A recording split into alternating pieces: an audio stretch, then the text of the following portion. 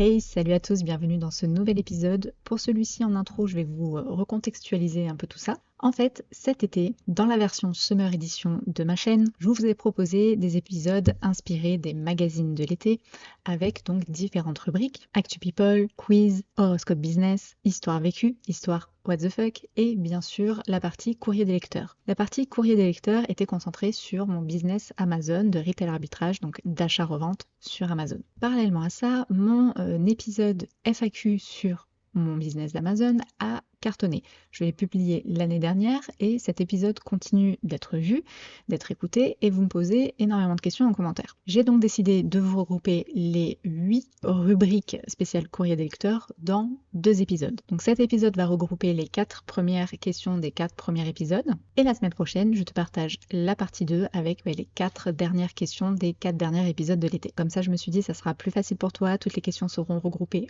au même endroit. Je me dis même que je vais faire une rubrique, une playlist spéciale Amazon, comme ça, si tu as des questions, tu sais où elle est. Voilà, maintenant je te laisse avec la moi du passé qui répond à tes questions. Salut! Moi, là où j'ai peur, c'est le déblocage de marque, en tant que nouveau vendeur, évidemment. J'ai très envie d'aller dans un hard discount type Nose, Action, etc. Mais si je me retrouve avec 10 marques différentes sans pouvoir les débloquer, c'est très contraignant, même si cela fait évidemment partie du jeu.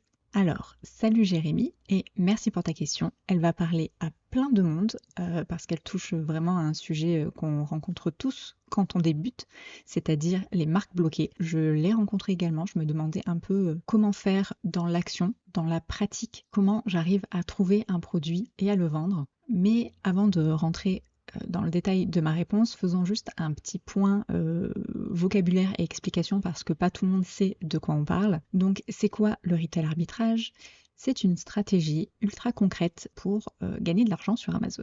En gros, tu achètes dans des magasins, en grande surface, en ligne, chez également des fournisseurs, des grossistes. Tu revends plus cher sur Amazon et tu empoches la différence, la plus-value, moins bien sûr les frais Amazon et après, à côté, les autres frais que tu peux avoir de fonctionnement et n'oublions pas les impôts. Mais il y a un petit obstacle quand tu commences, c'est le déblocage de marques. Les marques qui sont gated, qui sont bloquées. Quand tu ouvres un compte sur Amazon, tu ne peux pas commencer à vendre tous les produits sur la plateforme. Certaines marques et parfois certaines catégories sont bloquées. Amazon met cette sécurité en place pour éviter les contrefaçons et les vendeurs qui ne sont pas du tout sérieux. Donc oui, quand tu fais ton étude de marché, que tu scannes un produit avec l'application Seller AMP, donc l'application d'Amazon qui te permet d'étudier si un produit est rentable, tu peux te rendre compte que certaines marques sont bloquées, que tu n'es pas autorisé à les vendre. Et quand tu débutes, il y en a pas mal. Et c'est vrai que quand tu vas dans des hard discount, des magasins de déstockage, eh bien, il y a beaucoup de marques qui peuvent être bloquées. Donc, comment tu peux débloquer une marque? Quand tu demandes à Amazon l'autorisation de vendre un produit, donc de débloquer une marque, il y a 2 méthodes. La méthode officielle et un peu relou, c'est qu'il te demande des factures de 10 ou 100 produits d'un fournisseur professionnel. Donc, un magasin de hard discount, Nose, Stockomanie et autres, ça ne marche pas. Donc tu vas sur un site professionnel ou dans un magasin un peu plus professionnel, c'est-à-dire hypermarché, tu achètes minimum 10 ou 100 produits de la marque en fonction de ce que Amazon te demande. Tu mets la facture à ton nom, au nom de ton entreprise, bien évidemment, l'entreprise que tu as inscrite quand tu as créé ton compte vendeur, et tu soumets donc cette facture à Amazon. Si Amazon la valide, tu es autorisé à vendre cette marque à vie. Enfin presque. Il y a eu des abus sur la plateforme et moi, par exemple, j'avais débloqué une marque que je me suis faite rebloquer par Amazon parce que justement, voilà, il y a eu des abus par des vendeurs peu sérieux qui cassaient les prix. Donc la marque a dit stop. Amazon a bloqué tous les nouveaux vendeurs, les vendeurs qui ont créé leur boutique depuis moins d'1 an. Et maintenant, je me retrouve à devoir redébloquer la marque, mais cette fois avec une facture de 100 produits. Et 100 produits, c'est pas le même budget que pour 10. Deuxième méthode, la voie magique, on va dire, et surtout progressive, c'est quand tu commences à vendre régulièrement, Amazon te débloque automatiquement des marques. Et il y a des marques que tu es autorisé à vendre directement. Quand tu vas pour faire ta demande à Amazon. Amazon te dit « Félicitations, votre demande est acceptée, vous pouvez vendre cette marque ». Donc plus tu vends ces produits-là, dont tu es autorisé automatiquement, et plus tu commences à débloquer des marques grâce aux factures, petit à petit, Amazon va te faire de plus en plus confiance et va te débloquer automatiquement certaines marques qu'elle te demandait une facture avant. Donc plus tu vends, plus tu es digne de confiance et plus tu es libre. Donc pour te lancer, commence avec des produits qui sont déjà autorisés, utilise des enseignes en ligne comme Carrefour, la Fnac, Cultura pour débloquer certaines marques. Ce sont des enseignes qui te donnent de vraies factures. Fais un peu de chiffres, gagne la confiance d'Amazon et débloque des portes au fur et à mesure. Donc oui, je sais, c'est frustrant de ne pas pouvoir tout vendre dès le début sur Amazon, mais ça fait partie du jeu et il faut d'ailleurs le prendre un peu comme ça, comme un jeu où tu passes les niveaux un par un, tu gagnes de l'expérience, tu montes ton compte et dans quelques mois, tu pourras faire tes courses chez Noz sans aucun problème. Donc bon courage à toi Jérémy et bienvenue dans le monde du retail arbitrage. C'est pas toujours simple, hein. Moi ça fait moins d'1 an que je suis dedans, mais c'est une super aventure et c'est surtout une très bonne méthode pour générer des revenus de manière assez libre. Question suivante.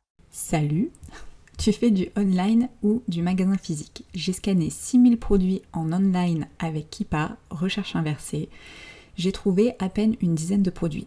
Peut-être que j'aurai plus de chance en magasin. Alors déjà, bravo à toi. 6000 produits scannés, franchement faut le faire. Ça montre que tu bosses, que t'es un acharné et que t'attends pas que tes produits te tombent directement dans la main. Donc respect. Maintenant, pour te répondre, moi aujourd'hui je fais principalement du magasin physique, du bon vieux retail arbitrage dans les rayons. Pourquoi ? Parce que dans les rayons, tu peux tomber sur des produits pépites que personne ne voit. Des produits en promo, des fins de série, des stocks limités, des marques mal référencées. En plus de ça, chaque magasin a ses propres produits, ses propres soldes, ses propres manières de fonctionner malgré le fait que ce soit des grosses enseignes. Je te prends pour exemple Carrefour, en ce moment c'est les soldes, j'en fais pas mal, chaque Carrefour est différent. Ils présentent leurs produits différemment, les soldes ne sont pas les mêmes, ne sont pas sur les mêmes produits. Bref, en magasin, tu as des opportunités qui sont hors radar que tu ne retrouveras pas sur le site en ligne de Carrefour. Après, le online, c'est top aussi, mais c'est plus concurrentiel. Ce que tu vois en ligne, tout le monde peut le voir. Donc faut être plus pointu, plus rapide, plus sélectif et surtout plus stratégique. Pour être honnête, j'aimerais beaucoup m'y mettre. C'est même un de mes objectifs à long terme. Pouvoir vraiment automatiser ce business, faire de l'online chez moi, donc n'importe où sur cette planète, depuis mon ordinateur, passer commande, envoyer tout ça dans un prep center qui prépare les produits et qui les envoie à Amazon et après Amazon se charge de les vendre. Donc ça, c'est l'objectif belle vie. Mais pour le moment, je m'y perds encore en online. Il faut que je bosse là-dessus pour compléter justement ma partie retail arbitrage. Mais il y a tellement de sites, tellement de références, tellement d'infos à croiser que je m'y perds encore un peu. Il faut vraiment mettre en place une stratégie de recherche. Il faut vraiment mettre en place une très bonne stratégie de recherche avec des filtres bien posés et surtout beaucoup de rigueur. Vite fait, petite parenthèse, pour ceux qui ne savent pas ce que c'est Keepa, puisque tu en parles dans ta question, c'est un outil qui permet d'analyser les prix d'un produit sur Amazon. Tu vois l'historique des prix, les variations, le volume de vente, énormément d'infos. Et en recherche inversée, en fait, Keepa te trouve, tu lui demandes en fait, montre-moi tel produit qui correspond à mes critères, et il te sort tous les produits d'Amazon. Par exemple, je veux un produit qui se vend entre 10 et 50 euros, où il y a tant de ventes par mois, où il y a très peu de vendeurs. Tu mets tous les critères que tu veux et ça te sort les produits sur Amazon. Mais justement, si tes filtres ils sont trop stricts, mal adaptés à ta stratégie, tu rates pas mal d'opportunités. Donc pour conclure, oui, je fais pour l'instant majoritairement du retail arbitrage, donc de l'achat en magasin, mais mon conseil et ce que je compte faire, bien évidemment, c'est d'allier les deux, en fait, de combiner les deux. L'online pour la rapidité, le volume de vente, les produits récurrents, et le retail arbitrage, le magasin, pour trouver des vraies pépites. Car au final, c'est souvent en fait l'alliance des deux, il faut combiner les deux, l'online et le magasin, pour avoir un business vraiment rentable et durable. Question suivante. Est-ce que je peux utiliser le même carton dans lequel j'ai reçu les produits que j'ai commandés pour les renvoyer à Amazon? Il fait environ 50 par 30 par 30 en simple cannelure avec un logo Adidas dessus. Alors, oui, mais tout n'est jamais tout blanc ou tout noir. Amazon autorise les envois de cartons de récupération tant qu'ils respectent certains critères. Ceux portant des logos visibles sont généralement fortement déconseillés. Les logos de marques tierces, en fait, ça peut semer la confusion dans les entrepôts d'Amazon et donc Amazon peut te renvoyer ton colis. Mais pour ma part, j'en ai déjà envoyé des réutilisés. Typiquement, j'ai envoyé tous mes cartons de mon déménagement. Donc il y avait écrit en gros déménagement avec il fallait cocher assiette, verre, tout ça. Donc je me suis déjà servi de ces cartons et je me suis aussi servi des cartons que j'ai achetés pas cher à Action. Donc il y avait écrit Action en gros et c'est passé. Donc après, ce que je te conseille quand même, c'est de pas trop tenter le diable et de cacher en fait la marque. Donc soit avec du scotch, soit si c'est pas très gros, tu mets un petit coup de stabilo, ou alors si tu as du film noir, tu peux balancer un ou deux coups dessus et ça cache la marque. Voilà, là au moins t'es rassuré. Mais comme je te dis, moi j'en ai déjà envoyé et c'est passé. Après, tes cartons réutilisés, ils doivent quand même être en bon état, hein, pas être déchirés, pas cassés, pas trop abîmés. Il doit être solide. La simple cannelure, ça passe quand t'as des produits légers, mais si tu dépasses genre les 15 kilos, honnêtement, mets de la double cannelure. On sait très bien, les livreurs UPS, aussi gentils que soit le mien, hein. C'est pour ça qu'aussi je le nourris à coups de barres chocolatées à chaque fois qu'il vient me chercher un colis. Mais voilà, dans le transport, hein, on sait comment ça se passe. Nos cartons ne sont pas super bien bichonnés, ils sont souvent jetés. Il n'y a qu'à voir les vidéos qui passent sur internet. Donc si tu as des produits fragiles ou lourds, voilà, mets un bon carton dessus, sinon ça va être écrasé en moins de 2 quoi. On parlait des marques, mais évite aussi les anciennes étiquettes, hein. On sait jamais que Amazon scanne pas la mauvaise et que ça fasse retour à l'envoyeur ou retour ailleurs d'ailleurs, je sais pas, selon l'étiquette. Donc voilà, ça risque d'être renvoyé au mauvais endroit, donc surtout t'enlèves toutes les étiquettes si tu utilises un carton reconditionné. Et ensuite, respecte surtout les conditions d'expédition, donc les tailles de carton, la réglementation qu'Amazon te demande. Donc pour ça, en fait, tu vas sur ton seller et tu tapes carton dans la barre de recherche et c'est la catégorie, il me semble, fournir des informations sur l'expédition et les cartons. Et là, tu as toutes les infos sur les dimensions, le poids et tout ça. Donc en résumé, oui, tu peux utiliser ton carton Adidas, mais respecte quand même voilà, tous ces détails que je viens de dire. Donc la taille, on est ok. Par contre, mets des produits légers dedans, pas lourd, et cache le logo si tu vas être tranquille. Mais oui, continue à recycler tes cartons, ça fait des économies et c'est écologique. Question suivante. Tu revends aussi des produits d'occasion ou seulement du neuf? Alors, pour ma part, je vends uniquement du neuf. Pourquoi?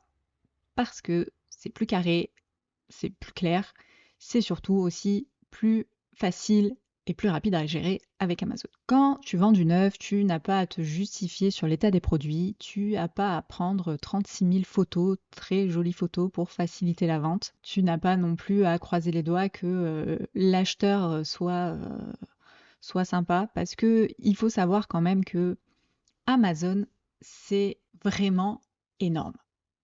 On touche à plusieurs marketplaces, à plusieurs pays, donc aussi à des mentalités différentes, hein. Quand vous vendez en Allemagne, en Italie, c'est pas les mêmes personnes que vous avez en face, avec pas les mêmes mentalités. Et ça me fait penser d'ailleurs, pour faire le parallèle, quand vous faites de la location courte durée, quand vous avez des Allemands qui louent vos appartements, ils sont toujours beaucoup plus stricts dans les notations, contrairement aux Français. Bref, c'était pour faire le parallèle et aussi pour vous dire que voilà, Amazon, c'est vraiment monstrueux dans le sens énorme. Et donc, vous avez plus de chances de tomber sur des personnes pas très sérieuses, pas très gentilles.